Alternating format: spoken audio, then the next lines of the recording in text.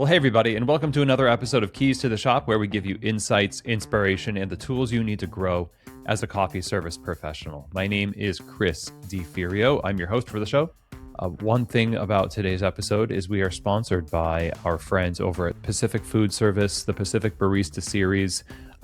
They have been the OGs in the plant-based beverage world for a long time. Their extensive lineup is formulated for baristas, developed by baristas, tested on the market for decades now, and it's why it is the preferred plant-based beverage for so many professionals and great cafes the world over. So if you go to pacificfoodservice.com and get the Barista Series samples sent to you, you can try it for yourself and see what I'm talking about. So go to pacificfoodservice.com, get the samples, and really, if you're looking for the best plant-based beverages for your customers, you need to be looking at the Barista Series from Pacific. So coffeebusinessconnection.com, I want to say something about them. So CBC, Coffee Business Connection, is an educational and community platform that supports coffee business owners. It's clarity-driven. It gives guidance on pricing, systems, leadership, sustainability. They have CBC Live, which is a live webinar that has really been growing over the past couple of years. I've participated as a speaker here, and they are also going to be launching a masterclass subscription offering structured courses and modules for coffee business owners who want to go deeper into the pricing and the systems and leadership topics. So go check them out at coffeebusinessconnection.com. Okay, so today's episode is going to be about our tendency to lose track of what to prioritize when we grow. And the thing about this title is it's not exactly just for people who are in a growth point that is very visible, in where you have this inflection point of, oh, we're going to open a second store or a third store or something like that. That growth where you're opening up a roastery, and these things often are the thing we think of when growth is mentioned. However, growth in this sense is always happening in your business from the first day that you open your coffee shop. So the first time you open the coffee shop, you are starting to grow. And the reason why it's important for us to consider what's going to happen in our minds when we grow, which is all the time, is because what happens in our minds ends up happening in the business. David Schomer of Espresso Vivace said, a coffee shop is a distillation of the owner's personality, which is true in a direct sense when you're the one doing all the work. And it's also true in an indirect sense because you are the one who is, making decisions, and you're doing things like hiring, and you may be distant in terms of like you have a few layers of leadership and decisions that you're separated from the end result of your decisions and your guidance, but still, nonetheless, you end up with a little bit of that same thing, the distillation of whatever your priorities are. You're still influencing things, even if you've delegated your authority to a GM and a group of managers and assistant managers and then some shift leads, all the way down to a barista. That barista still is going to feel and experience, and therefore the customer will feel and experience the impact of all those decisions being made based on what we prioritize. And therefore, the focus of our energy cannot just be on the end results, but also it has to be on the inputs. What is guiding your prioritization at every level of your business's growth? If you're not keeping a close check on the why behind the what, like what unto what, that's a good question to ask. Is when I say I want us to pursue this market, this opportunity, this vertical for our business, unto what? And what's the downstream impact? Does it align with your values? Are you making this decision impulsively, or is there something more to it than simply it's too good of an opportunity to pass up? A lot of businesses get in some trouble when they run purely on impulse, purely on passion and heart, We just talked on our shift break last week about how we need some of that. We do. That needs to be something we connect to. However, at the same time, we need to think about how it affects everybody else. We have to think about balance those things with the way that we see the need reflected back to us in the business. If you started with 2 or 3 people in your coffee shop, let's use this as an example, and it was easy to have a meeting with those folks. Yeah, I worked in a place as a manager where it was like 2 baristas, 300 square feet, and myself. You have a staff meeting, you just turn around and talk to your people, right? That's it. Very easy. You get used to that. And it's nice. It's like a thing that you get used to where when it starts to get bigger, it gets uncomfortable because now you can't rely on that to be enough. But rather than changing the way that you operate to expand your vision or expand your abilities to something that is obviously needed, which is maybe an official staff meeting or an official, like, yeah, I have to make sure that I'm talking to everybody. Before, I didn't really have to make sure because it was easier to do because we were so small. Now that we're bigger, it requires more intentionality. And that business changing and then us changing along with it, the growing business and the growing capacity of you personally is probably the number one point of strain and stress in operation of a coffee bar. And if it's not handled, if it's not embraced, then it's avoided. We'll deny the growth. We'll pretend like we can run this thing the way we used to run it. We'll pretend like we can run it the way we have been as people and that we don't need to grow. So it's like, well, I'm just going to be who I am, no matter how big this place is almost a protest against needing to change yourself. It's not betrayal of who you are, it's growth in who you are. The business as it grows needs different things. And what remains at the end of a cycle of growth over the years will be determined by what you prioritize. And spoiler alert here, it's people, yourself included. If you're not keeping tabs on relationships, the clarity and resourcing that you give people that are with you, then what's going to happen is growth will still occur, but rather than bringing people along with you in a healthy way, you're going to be dragging them along rather than having them be kind of willing participants, excited and energized. A lot of the lack of engagement and energy that we see in coffee shops comes directly from a lack of engagement and care for relationships from the past. Almost without question, when you see this kind of culture in a coffee bar where it feels like everyone is like isolating, trying to get through, trying to survive, not really into it, don't really feel safe enough to engage with each other, let alone talk to the leadership, then usually that's because priorities have been messed up. And leadership has, instead of growing themselves and their capacity to maintain relationships along the way and increase their capacity and margin of time and energy to care for those relationships, they have increased rather programs and layers of separation that protect them from relationships. They have distanced themselves to become the corporate overlords of the business. And they disseminate information and programs and specials and decisions that look good on paper, but they don't have any bearing on reality of what happens in the cafe. Any barista who's worked in coffee has worked for a company like this where it feels like a slap in the face, where you're asked to do more with less communication, less resourcing, less time.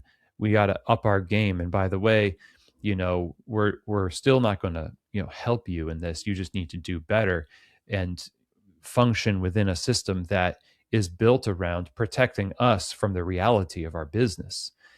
This cannot be the way that we grow cafes. But honestly, I think a lot of leadership and management these days boils down to strip mining the good intentions of idealistic baristas and using that to, say, okay, well, we kind of pulled all we can from there. Let's move on. Let's keep going. And that's why you see high turnover in cafes, is because people feel as though they're like that spent coffee puck. Well, you were here for a year. We don't really have much use for you afterwards. We're just, going to put you in the knockbox and take you out at the closing, you know.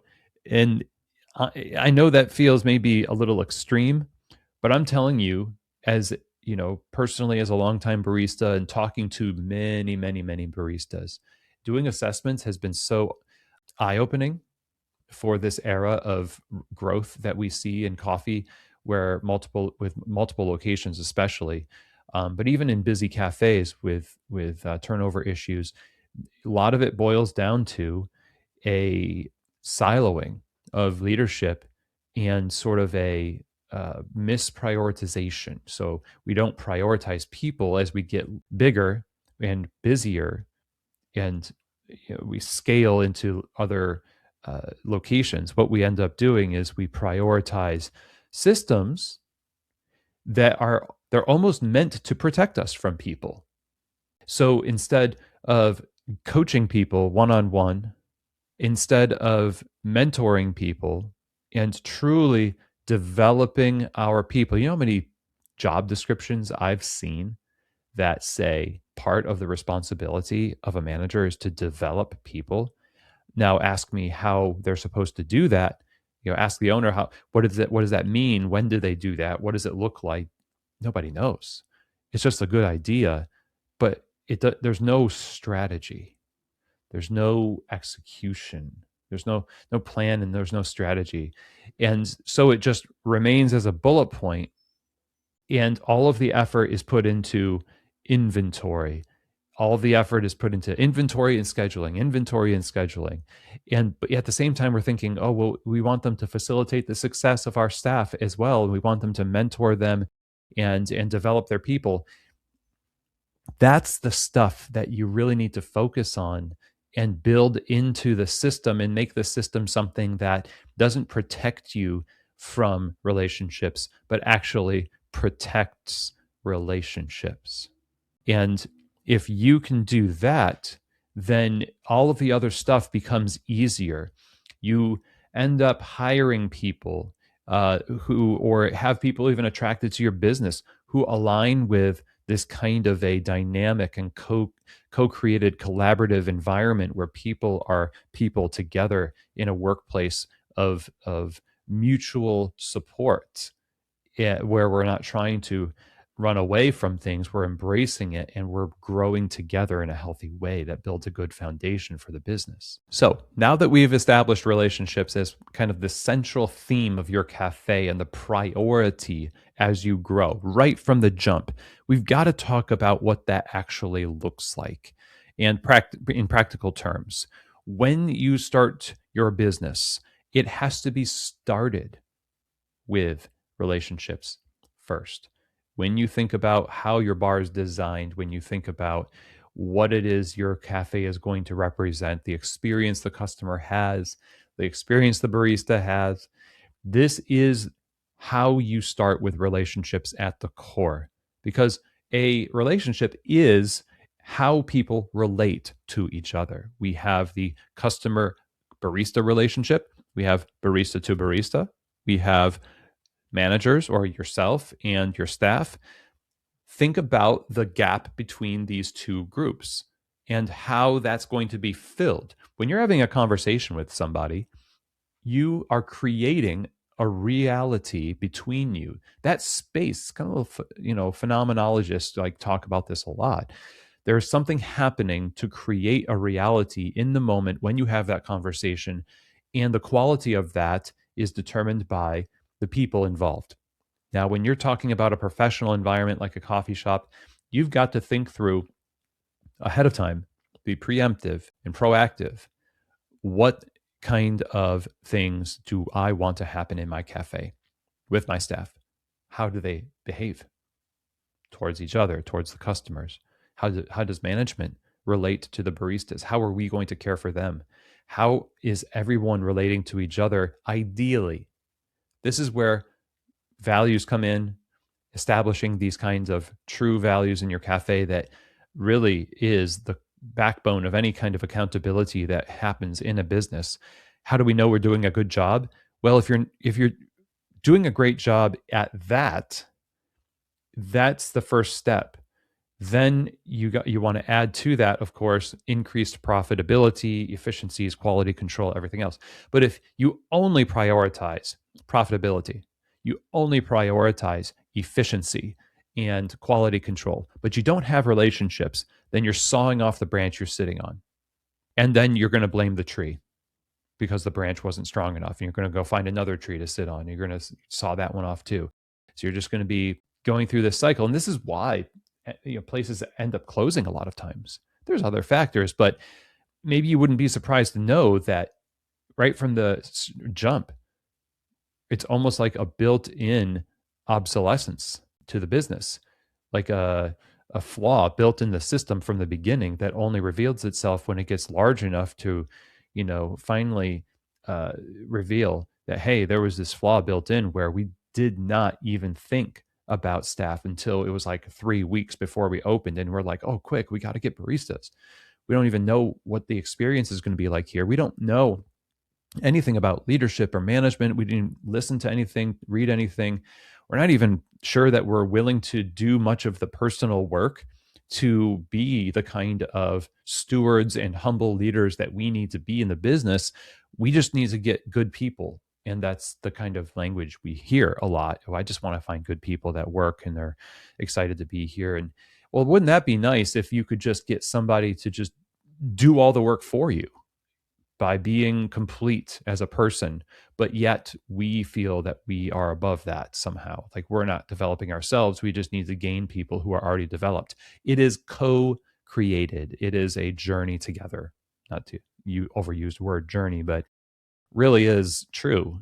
But you have to start with the idea that we're looking for specific things because we have identified specific things that we want in this business. And even when you do that, you still have a lot of work to do together because you've never worked together before. And for most of us, we've never been an owner or a manager. And it's going to require a relationship that develops over time. And so, right from the beginning, we need to make that the cornerstone of our business on purpose and jealously guard that thing, because all of the distractions are about to hit you. All of the programs and products and merch and events and ideas, all the stuff just keeps coming.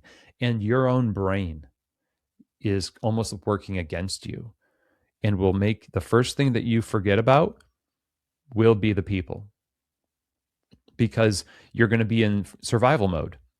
And you're going to think, I've never done this before, and I've got imposter syndrome, and I don't want to talk to these people because I feel like as I do, they're judging me from behind their eyes, and it's going to be awkward. We have an episode called "Getting Over the Awkwardness of Leadership," but the decision ahead of time to embrace that awkwardness, to just trust the process of being intentional and present and caring for the relationships, even if you feel weird doing it and you got to force yourself to do it. It is the thing that will sustain you long term. Again, the stuff will distract you, the industry will distract you, you will distract you.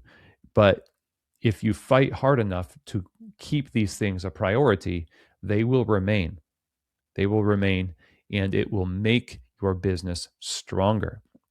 There are plenty of places out there who have profitability, efficiency, but it is a hellscape internally.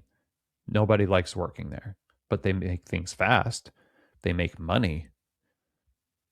Is that really all there is? I mean, if you're listening to this show, I hope, you're agreeing. Like, yeah, there is more than just, profitability and efficiency. And that's important, right? So here is a practical way to think about this. Where on your schedule is relationships? Where are they? Where are the times where you are purposefully affirming, coaching, mentoring, meeting with people, being a support, giving clarity, walking alongside, developing? And where is that on your schedule? If it doesn't live somewhere on your schedule as you grow, it's not going to live in the life of the business. It's just not going to be there because, again, you're going to have a bunch of other things calling for your attention. It's going to be deafening. So it needs to be scheduled. And that feels like that's against what it looks like. When we think about it, we're like, well, shouldn't that be like some kind of like organic thing? Like a little potluck of good intentions? Not necessarily. Any busy parent will tell you this. Their genuine love for their child is going to have to be expressed within the bounds of the other needs of the household, the well-being of that child regarding preparation of meals and school and stuff like that. The schedule is your friend because it allows you freedom to know that there are purposeful times of uh, investment and rhythms in your business. That schedule represents a rhythm being developed in your business that makes relationships and connection and support and the building of trust a cornerstone of the business, not just something we try to paint onto the stones. It's actually part of the building itself, and it supports everything else. It needs to be integral to the business. In other words, integrated into the business. And so it has to be on a schedule. It has to be taken deadly seriously, really seriously, because it supports life. You have to have that clarity, building trust. You have to have resourcing, and you have to have protected time to invest in the thing that protects everything else.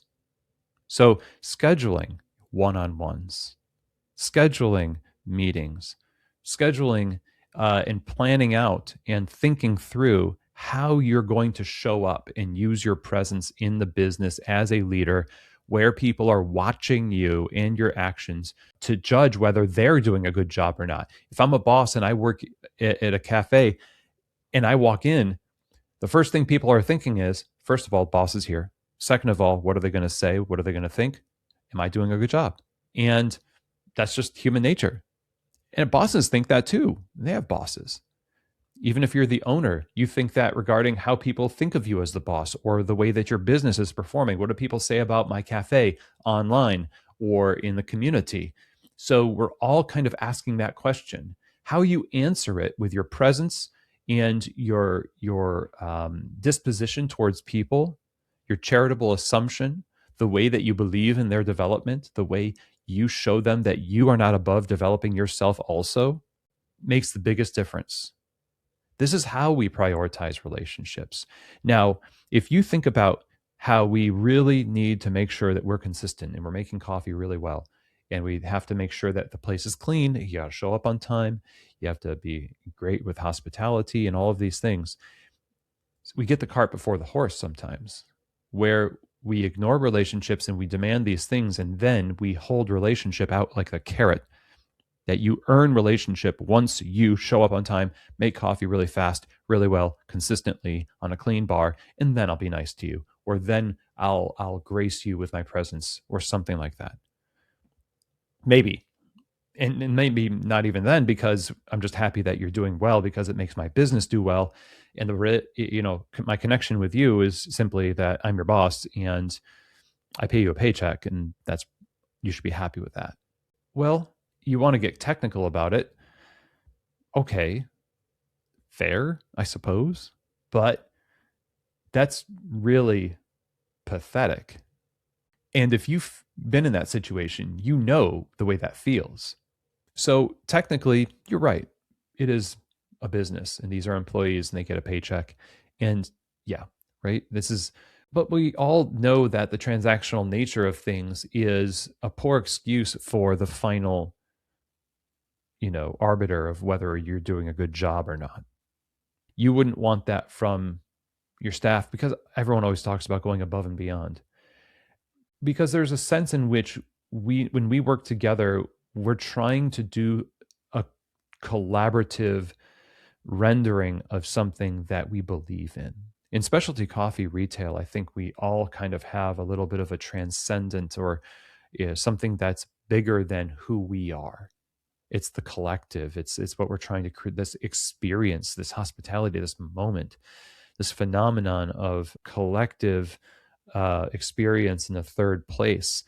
These are the things that motivate us a lot of times.